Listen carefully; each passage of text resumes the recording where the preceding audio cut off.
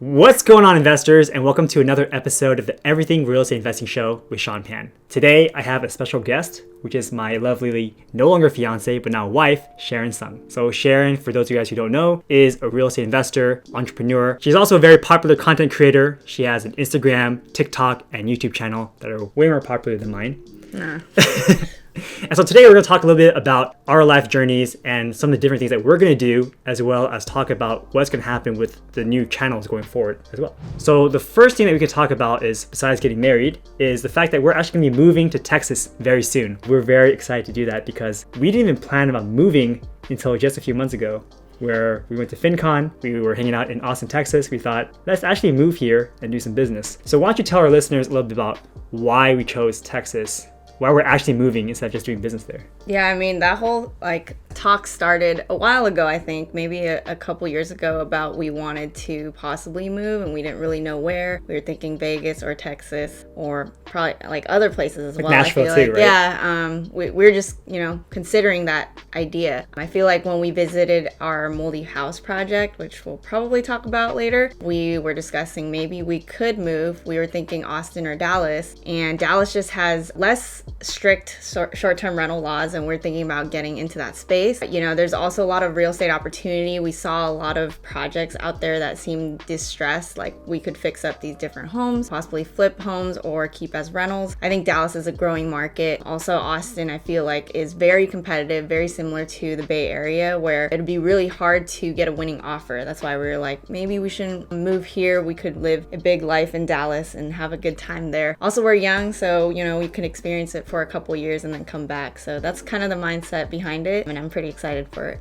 Yeah, prices there are also very affordable. So we did buy a brand new house there. It was supposed to be flipped, good condition. And when we bought it, it was around the same size as my house here in Milpitas, but the price is significantly less.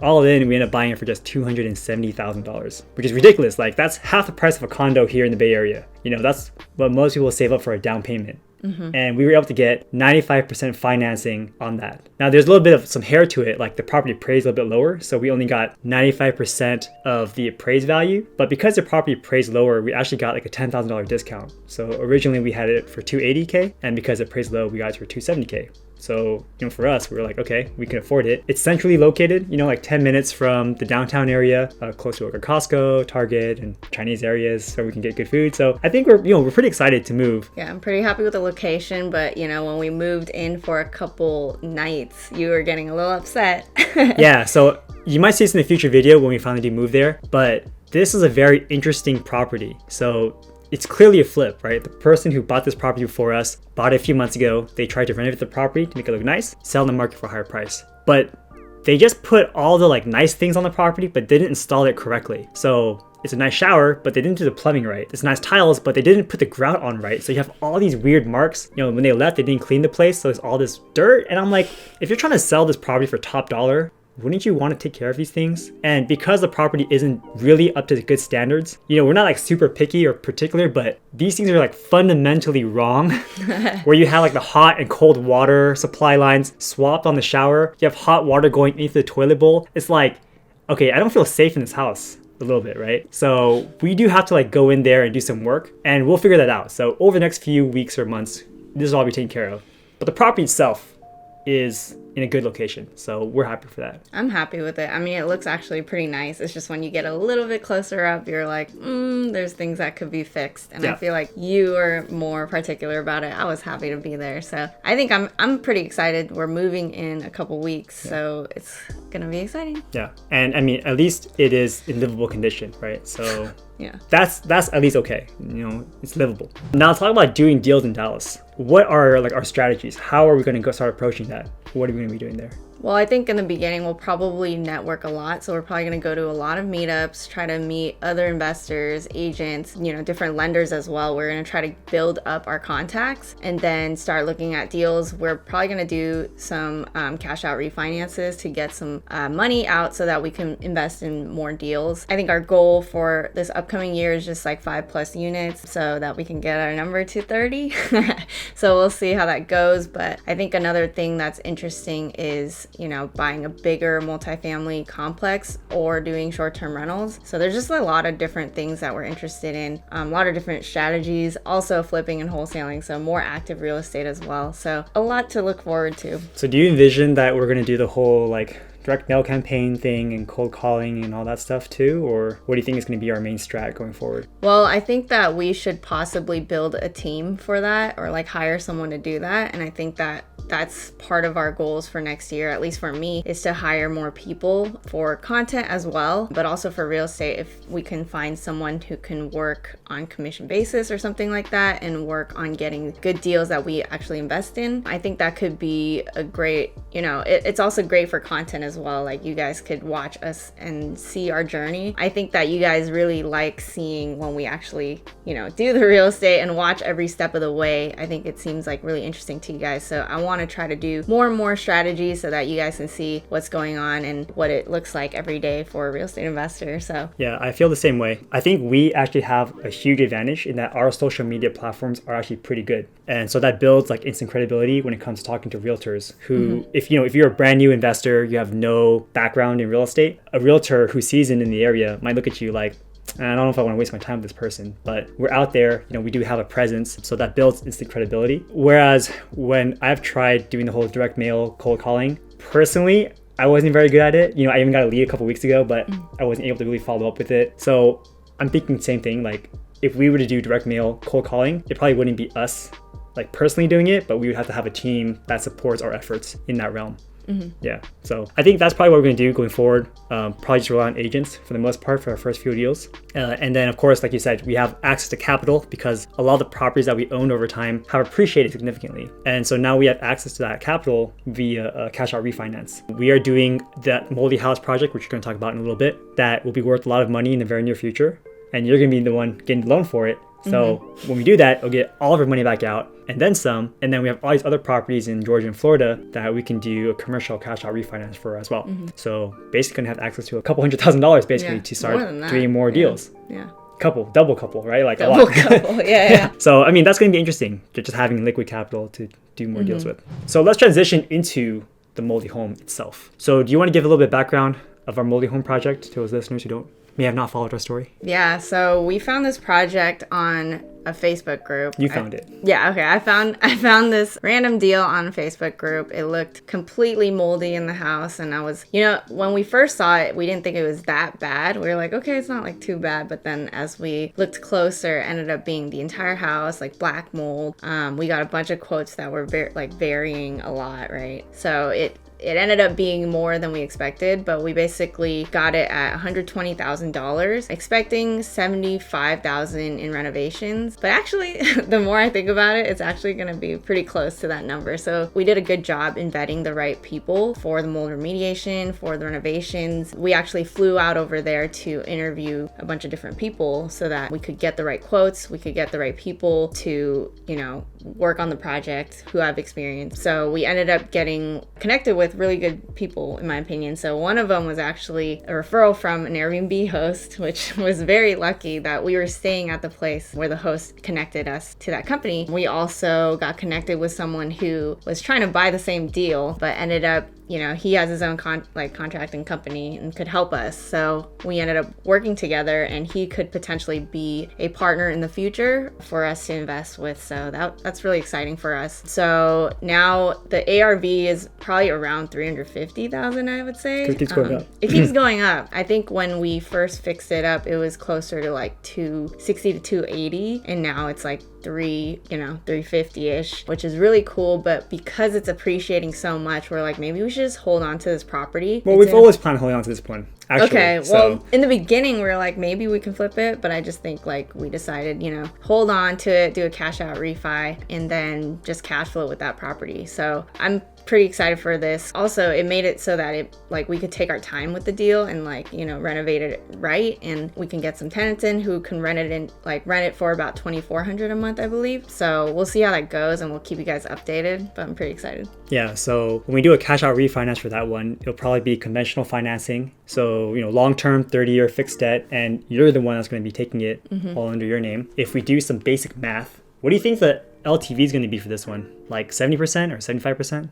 I don't know, like maybe I thought it was gonna be like 80, but no. 80%? Maybe. We'll try, right? But let's look at 70% just to be like conservative, right? Okay. So if you take the 350K evaluation and you multiply it by 0.7, then that's a $245,000 loan. We spent $120,000 on it, right? And then we also spent $23,000 on mold remediation, and then we also spent around $50,000 on the renovation part to bring it to rent-ready standards. So that means we're gonna cash out after all is said and done. After getting all of our money back out, we're gonna get an extra $50,000 or so in our pockets, tax-free, because we're doing a loan and not selling the property. Yeah. So that's the BRRRR strategy, and we get to keep the property as a cash flowing rental for years and years to come. Well, let's see what it appraises for. And We'll see what it appraises for. We'll see what it rents for. But so far, it looks pretty good. And the progress, like she's mentioning, right? The progress is taking a little bit longer than we expected, but it does look good. And I wasn't tripping too hard because it was like either going to be end of November. Now it's like end of December, early January. People aren't really renting that crazy at the end of the year. So I'm okay with like burning 1 month to make sure that the job is done right. So I'm okay with that. So transitioning on, let's talk about our Airbnb. So in the midst of all this craziness that we've been doing, right? Getting married, moving to Dallas, buying a property, fixing this moldy house, we also decided to move out of my primary residence in the South Bay to rent it out as a long-term Airbnb. So I think we may have mentioned this in the past podcast episode, but the Airbnb laws in the city that I live in is very strict. So you need to live on the premises. You can only rent out a few rooms. You can't rent out the entire place. If you do, you're only limited to like a few days out of the year. Right. So the way to bypass that is to rent it for 30 plus days at a time. And that way you're in a different realm. You're no longer operating as a short-term rental. You're just leasing it out as a long-term rental. So we're doing this on a platform like Airbnb, VRBO, Second Address, Furnish Finders. And we had a great experience so far with our previous tenants.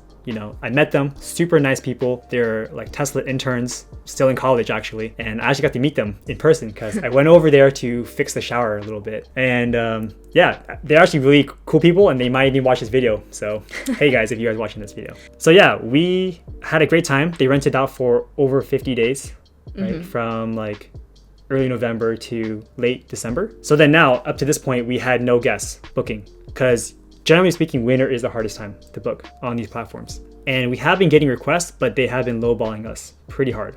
Right? A little bit, yeah. Pretty hard, right? Okay. Like they're supposed to be renting for like $5,500 a month and they're offering $4,000. That's a pretty big discount. And it's understandable. I mean, I don't blame them for trying to ask for a discount, but we have time, right?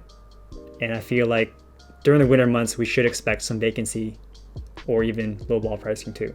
Yeah, so we actually got an inquiry today, so hopefully that goes through. But, I was getting a little bit antsy, like maybe we should just accept whatever because, I just want to make sure we get it occupied. But you're like, just have patience, wait. And I think, the fact that someone requested today was good for me. I was like, okay, cool. Hopefully someone gets in here. And I think it'll pick up more in the next few months, right? Because you said summer is supposed to be when it's a lot more popular in demand. So hopefully things go well with that. And it seems like it's going to be a good house hack. That's kind of what we're doing, right? We're doing an Airbnb house hack where the income's going to make up for both mortgages on the Bay Area property and the Dallas property and possibly cash flow if we do it right. So we're planning to get our reviews up on Airbnb and hopefully, increase the price in the future because we're pretty like below market rents in my opinion. We're trying to keep it cheap right now so that we can get those reviews up and hopefully make more in the future. Yeah, exactly. That's another thing too. You were saying that you're getting a little bit antsy. And I was saying, don't worry, right?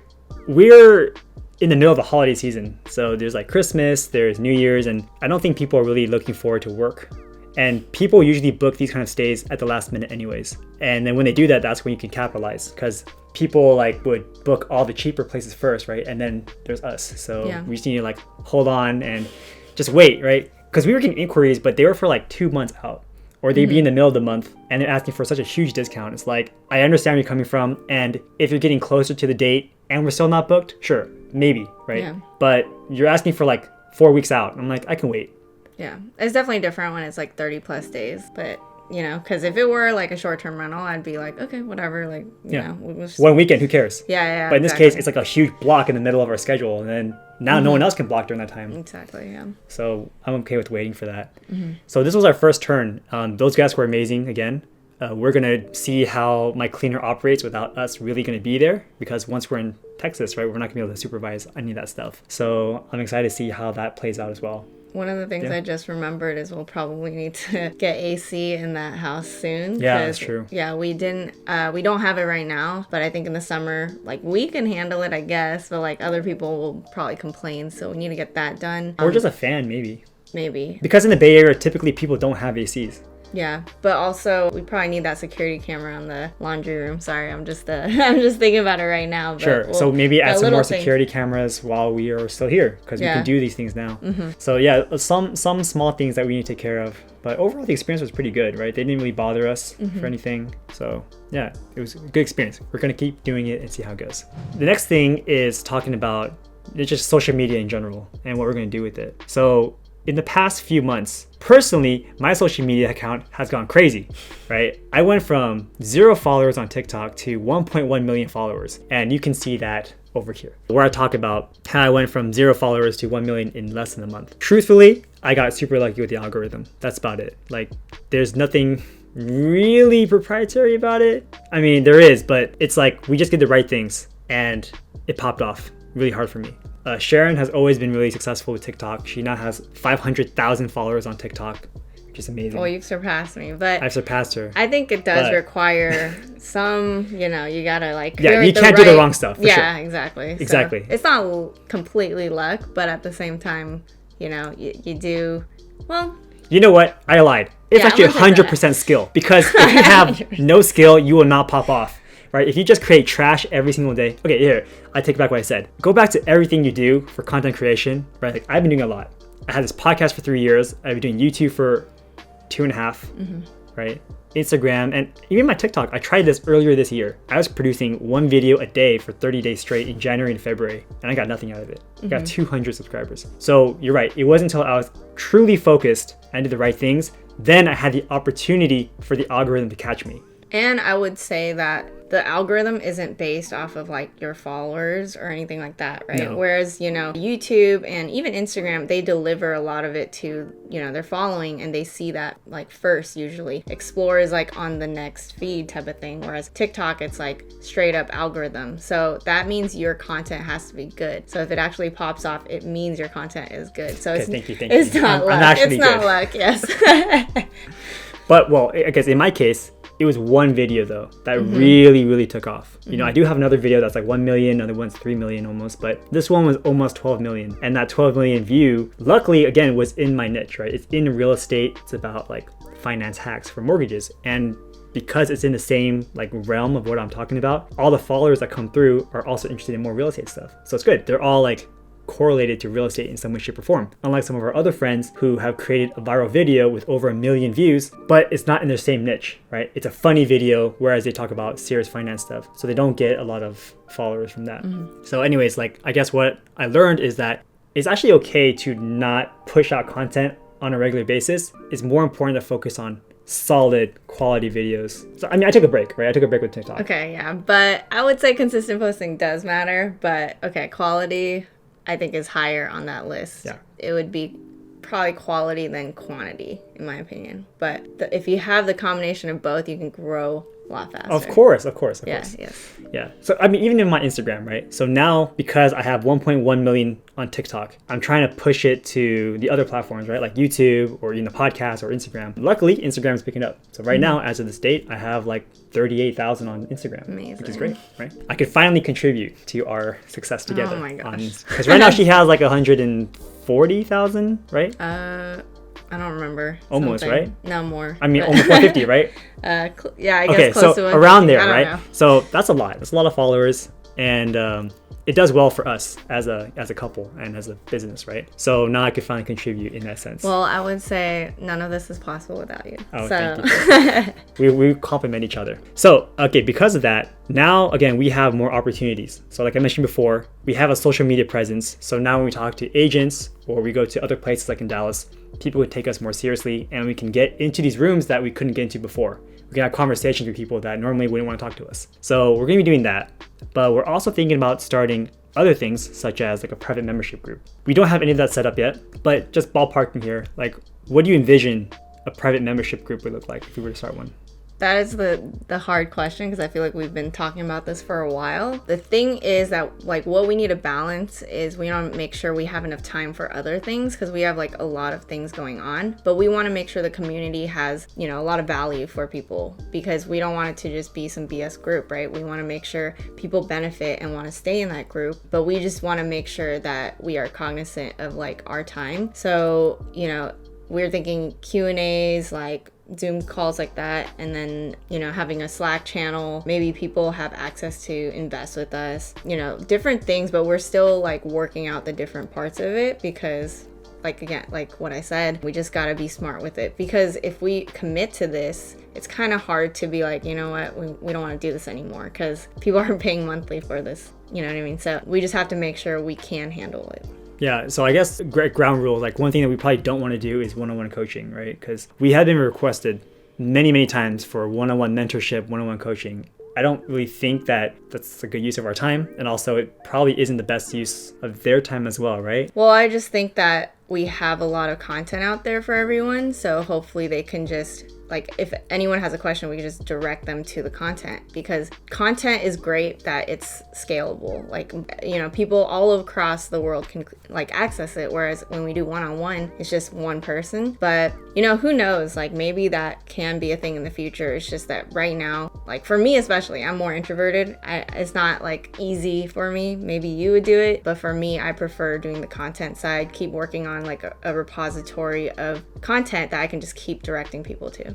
Yeah, I think scalability is the word I was looking for here, because I take calls all the time. And honestly, I'm getting tired of taking calls. Again, not for one-on-one coaching, but for loan stuff or for other business. And it's better to just be able to be like, hey, here's everything. And when you're ready, come back to me and I'll take your order, right? So yeah, we really have to think about how we would do a private membership group. I already host meetups online via Zoom. So again, maybe that would change a little bit if we were to do a private membership group. Yeah, we have to figure out exactly what you guys would want, right? So if you guys have any opinions, you know, send me an email or write a comment down below and let me know. We'll definitely take a look at it. And I would say too, the membership group is kind of that happy medium of like one-on-one versus like evergreen content. It's kind of, we can talk to a larger group of people and help like everyone with, you know, these calls where a bunch of people can join in. So that's the kind of thinking behind it. So another thing is, now that we have a large social media presence, we have been talking to other people and asking them how we should scale our business. So we are pretty well off. You know, we do have funds and we are going to have a huge injection of liquid funds from our cash out refis. But, you know, people are telling us that to truly scale our business, we should start raising funds. I have been pretty scared about raising funds in the past, especially from people that I don't know, but we have seen other people in our field who are doing it pretty successfully. And I think as long as you do it the right way, it can work out. What are your thoughts about raising private money in the future? Yeah, I think that we'll start, like you said, with friends and family first. You know, these are people we can trust. They trust us, and it won't be a situation where they're continuously like, where's my money or whatever, right? And for example, I think our Moldy House project, we did it with family, and I feel like that was a great relationship. And, you know, we can start off there, and then in the future, maybe with the private membership group, we can do it that way, because that's a community we would be speaking with, and you know, they might be investors that we start trusting more, and then we can open that up there. So it has to be, I think, a gradual process for us, because I totally understand it can be kind of risky, kind of scary to form these partnerships. So we'll see how it goes. Yeah, I agree. Definitely need to, you know, take some time to think about it some more on how to structure it. And also, again, it's like all about vetting the right people too, because I really don't want someone who is giving us their last dollar and they need it like tomorrow. Mm-hmm. Things happen, right? In real estate, oftentimes projects get delayed. Even our Moldy House project, which is a slam dunk, home run, whatever. It's a great deal, but it is going slower than expected. For us, we don't care that much because, again, we have the luxury of time. But for some people, they need their money ASAP. And I don't know if I could be comfortable working with someone like that, especially if I don't really know them. So it's also something that we need to think about. Sometimes I worry about going too big. You know, when people say, keep hiring, keep doing this and whatever, it's like, we want to make sure we keep the peace of mind and the time freedom. So that's the balance right now. We want to scale, but we also don't want to work ourselves to death and run this thing where everyone's depending on us. And it's just like, it becomes a lot of stress and pressure. Yeah, I mean, at the end of the day, we do these things because we want financial freedom, not financial prison. Like, exactly. Yeah. golden handcuffs, right? Yeah. We don't need that. So I think that's probably what we're gonna be focusing on a lot next year, right? We have the growth, we have the follower base. Now it's just a matter of doing things properly so that we can scale and not, run ourselves to the ground. So I guess another thing that we can talk about is this podcast here. This podcast I host right now is called the Everything Real Estate Investing Show. I created this 3 years ago when I didn't even know what to do. I just wanted a name. I want to start the show. Let's go. And then that became Everything REI, which I found out is a terrible name because now when I go to other conferences, people think, oh man, you like REI? You're a hiker or something? I'm like, no, it's real estate investing. But I found pretty good success with the Sean Loves Real Estate brand. So I actually might change this podcast name from the Everything Real Estate Investing Show to like the We Love Real Estate Show, and then change the photo, change everything, right? But I guess I'll keep the repository of the episodes, so you guys don't need to worry about re-downloading anything or whatever. It's just, I'll be changing all its names and the pictures and stuff in the back end. So that's just like a branding thing for me. Maybe my YouTube channel too, because right now I'm like youtube.com/SeanPanInvest. But I was going to do like Bitcoin, cryptocurrency, and stocks and stuff, but I feel like just stick with real estate is good enough for me. So maybe just change it to youtube.com/SeanLovesRealEstate. Okay. Yeah. Up to you. I think it works, right? It's congruent. I changed my Instagram handle. It's been working pretty good so far. So mine is just my name, so that works out for me because I don't have to like. You can talk about whatever you want. Yeah, you can go back to singing when you want to. I don't know about that one, but you're definitely good at dancing. Right?